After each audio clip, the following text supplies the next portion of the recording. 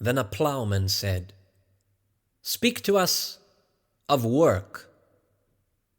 And he answered, saying, "You work that you may keep pace with the earth and the soul of the earth. For to be idle is to become a stranger unto the seasons, and to step out of life's procession that marches in majesty and proud submission towards the infinite. When you work, you are a flute through whose heart the whispering of the hours turns to music. Which of you would be a reed, dumb and silent, when all else sings together in unison? Always you have been told that work is a curse and labor a misfortune. But I say to you that when you work, you fulfill a part of earth's furthest dream, assigned to you when that dream was born. And in keeping yourself with labor, you are in truth loving life. And to love life through labor is to be intimate with life's inmost secret. But if you in your pain call birth an affliction, and the support of the flesh a curse written upon your brow, then I answer that naught but the sweat of your brow shall wash away that which is written. You have been told also that life is darkness, and in your weariness you echo what was said by the weary.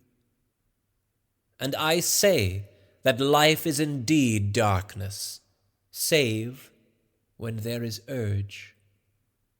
And all urge is blind, save when there is knowledge. And all knowledge is vain, save when there is work. And all work is empty, save when there is love. And when you work with love, you bind yourself to yourself, and to one another, and to God. And what is it to work with love? It is to weave the cloth with threads drawn from your heart, even as if your beloved were to wear that cloth. It is to build a house with affection, even as if your beloved were to dwell in that house. It is to sow seeds with tenderness and reap the harvest with joy, even as if your beloved were to eat the fruit.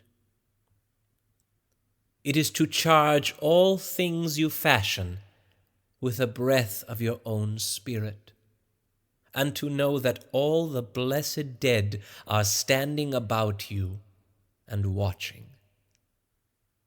Often have I heard you say, as if speaking in sleep, "He who works in marble and finds the shape of his own soul in the stone is nobler than he who plows the soil.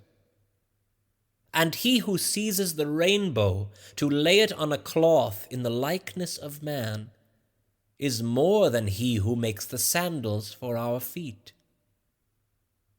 But I say, not in sleep, but in the over-wakefulness of noontide, that the wind speaks not more sweetly to the giant oaks than to the least of all the blades of grass. And he alone is great who turns the voice of the wind into a song made sweeter by his own loving. Work is love made visible.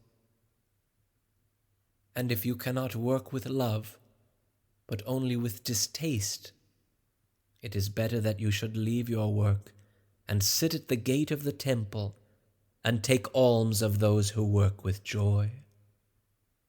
For if you bake bread with indifference, you bake a bitter bread that feeds but half man's hunger.